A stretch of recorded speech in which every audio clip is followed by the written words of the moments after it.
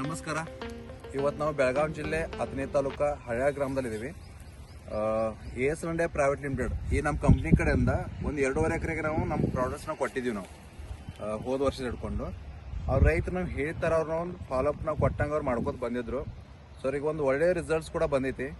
So ರೈತರು ಅವ್ರ ಮುಖಾಂತರ ಕೆಲವೊಂದು ವಿಷಯಗಳನ್ನ ನಾವು ತಿಳ್ಕೊಳ್ಳೋಂತ. ಸರ್ ನಮಸ್ಕಾರ. ತಮ್ಮ ಹೆಸರು ಸರ್? ಮುರುಗಪ್ಪ ಜಾಬಗೌಡ್ರ. ಮುರುಗಪ್ಪ ಜಾಬಗೌಡ.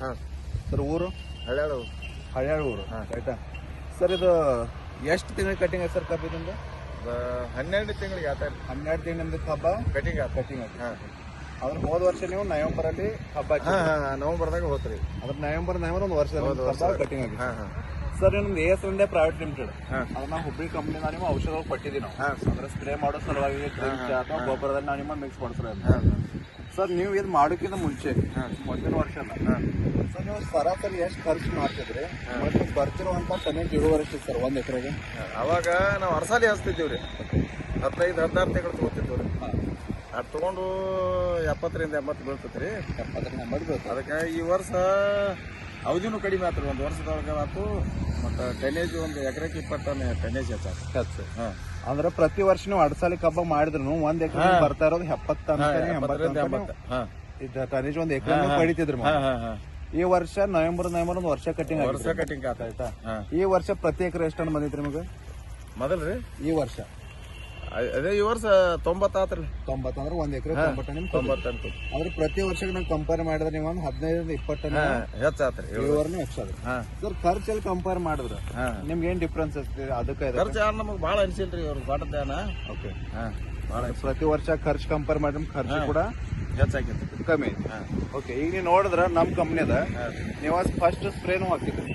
ನಮ್ದು ಗ್ರೋರಿಚ್ ಮೈಕ್ರೋ 5 ಸ್ಟಾರ್ ಸಪೋರ್ಟ್ ಅಂತ ಬರುವಂತ ನಾವು ಪ್ರಾಡಕ್ಟ್ ಕೂಡ ಸ್ಪ್ರೇ ಮಾಡಿದ್ವಿ. ಅದಾದ್ಮೇಲೆ ನಿಮ್ಗೆ ಗೊಬ್ಬರ ಜೊತೆ ಮಿಕ್ಸ್ ಮಾಡಿ ನಾವು ಭೂಮಿ ಜಾರ್ ಅಂತ ಕೊಟ್ಟಿದ್ವಿ. ಅದಾದ್ಮೇಲೆ ನಾವು ನಿಮಗೆ ಡಬಲ್ ಬೂಸ್ಟ್ ಅಂತ ನೀರ್ನ ಬಿಡ ಕೂಡ ಕೊಟ್ಟಿದ್ವಿ. ಇದೆಲ್ಲ ಪ್ರಾಡಕ್ಟ್ಸ್ ನಾವು ಹೇಳಿದ ಪ್ರಕಾರ ಶೆಡ್ಯೂಲ್ ನೀವು ಹಾಕೋದು ಬಂದಿದೆ. ಆದ್ರೆ ಇದರಿಂದ ನಿಮ್ಗೆ ಕರೆಕ್ಟ್ ಆಗಿ ನಾವು ಫಸ್ಟ್ ಕೂಡ ನಿಮ್ಗೆ ಹೇಳಿದ್ವಿ.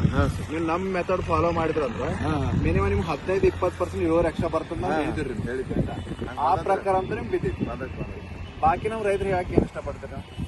ಏನಲ್ಲ, ಇದೆಲ್ಲ ಚಲೋ ಐತ್ರಿ. ಔಷಧ ನಾವು ರಾಸಾಯನಿಕ ಗೊಬ್ಬರಕ್ಕಿಂತನೂ ಇದ್ರ ಬಳಸೋ ಚಲೋ. ಮತ್ತು ಭೂಮಿನೂ ಉಳಿತೈತ್ರಿ. ಅಂದ್ರೆ ಫಸ್ಟ್ ಲಾಭ ಅಂದ್ರೆ ಭೂಮಿನೂ ಕೂಡ ಹಾಳಾಗಂಗಿಲ್ಲ. ಮತ್ತು ಇದು ಇಳುವರಿನೂ ಹೆಚ್ಚೈತಿ, ಖರ್ಚು ಕಡಿಮೆ ಐತಿ.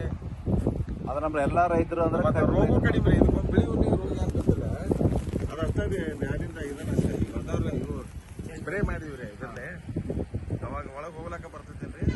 ಬಾಕಿ ಕಂಪೇರ್ ಮಾಡಿದ್ರೆ ರೋಗನು ಕೂಡ ರೋಗ ಕಡಿಮೆ. ಇದು ವರ್ಷ ಮಾಡಿ ರೋಗ ನೋಡ್ರಿ. ವರ್ಷ ಒಟ್ಟ ಮುಚ್ಚ. ಆಯ್ತು. ಈಗ ಹಂಗ್ ನೋಡಿದ್ರೆ ನೀವು ರಿಸಲ್ಟ್ ಚಲೋ ಪಡ್ಕೊಂಡ್ರಿ. ಈಗ ಹೆಂಗ್ ಕಟಿಂಗ್ ಆಗಿತ್ತು. ಈಗೇನ್ ಅಂದ್ರೆ ಈಗ ಕುಳಿ ಆಡ್ಕೊಂಡು ಏನೈತಲ್ಲ, ಈಗಿನ ಮತ್ತೆ ನಮ್ಮ ಮೆಥಡ್ ನೀವು ಕರೆಕ್ಟ್ ಫಾಲೋ ಮಾಡ್ರಿ. 100% ಕುಳಿ ಕಬ್ಬು ಕೂಡ ಒಂದು ಒಳ್ಳೆ ಅವರೇಜ್ ನಿಮ್ಗೆ 100%. ರಾಸಾಯನಿಕ ಗೊಬ್ಬರ ಹೇಗೆ ಮಾಡಿದ್ರಿ ಸರ್? ನೋಡಿ ಹೆಂಗಿದ್ರಿ, ನೀವಂತೂ ಪ್ರತಿ ವರ್ಷ ಪ್ಯೂರ್ಲಿ ಕೆಮಿಕಲ್ ಮಾಡ್ಕೊಂಡು ಬಂದ್ರಿ. ಕರೆಕ್ಟ್. ಸೊ ನಾವೇನಂತೀವಿ, ಈಗ ಮೆಥಡ್ ನಮ್ಮಿಂದ ಸ್ಟಾರ್ಟ್ ಆಯ್ತು. ಪ್ಲಾಟ್ ವಿಸಿಟ್ ಮಾಡ್ಕೊಂಡು ಏನ್ ಡೆಫಿಷಿಯನ್ಸಿ ಐತಲ್ಲ, ಯಾವ ಪ್ರಮಾಣದಲ್ಲಿ ಕೊಡ್ಬೇಕಿತ್ತಪ್ಪ ನಾವು ನೋಡ್ಕೊಂಡು ಹೇಳ್ತೀವಿ. ಸುಖ ಅಂದ್ರೆ ನೀವು ಜಾಸ್ತಿ ಕೊಟ್ಟು ಖರ್ಚು ಜಾಸ್ತಿ ಮಾಡಿ ಡಬಲ್ ಖರ್ಚು ಮಾಡಿ ನೀವು ಬಯೋ ಫರ್ಟಿಲೈಸರ್ ಅಂತ ನೀವು ಕ್ಯಾನ್ ಅಲ್ಲಿ ಕೊಡ್ತೀವಿ.